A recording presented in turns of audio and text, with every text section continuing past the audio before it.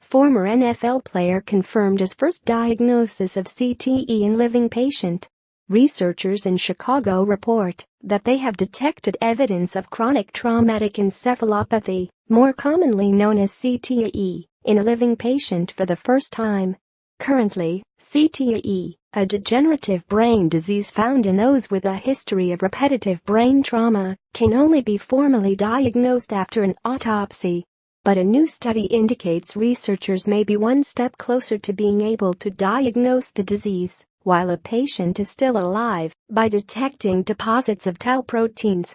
Scans performed on 14 retired NFL players while they were still alive indicated the presence of tau, a type of protein that clumps up over neural cells that have been damaged, according to a study published in the Journal of Neurosurgery. The protein slowly spreads throughout the brain, killing brain cells, according to the Concussion Legacy Foundation. Once the man's brain was examined after his death, doctors made the official CTE diagnosis, according to the study. The man was 59 when his brain was scanned, according to the study. 2 years later, at age 61, the man's wife noticed that he had been experiencing progressive motor deficits, such as the inability to button his shirts, zip his pants or tie his shoes. Eventually, he was no longer able to feed himself.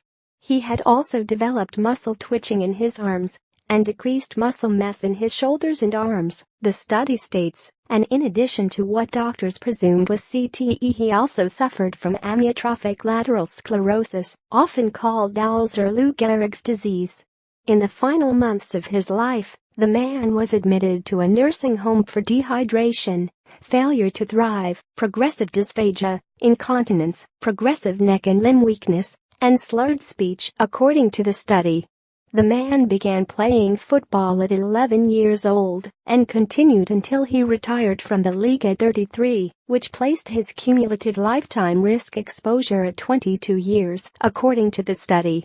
While more research is needed to corroborate the result of the exam, the ability to identify CTE in the brain of a living patient is the first step toward understanding the development of the disease and developing a cure, the researcher said. The findings from the study also confirmed that a fingerprint signature of CTE that was previously reported exists, according to the study. One of the researchers, Julian Bales MD, Director of Neurosurgery and Co-Director of North Shore University Health System Neurological Institute, told ABC News that his team was pleased with the study.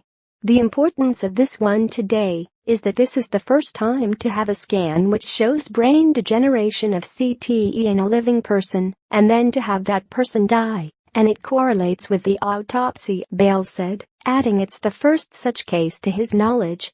We realize and always want to acknowledge that this is only one, and more work needs to be done to verify the correlation, he said, adding that for now the team is very pleased. CTE is often found in athletes, military veterans and others with a history of repetitive brain trauma, according to the Concussion Legacy Foundation.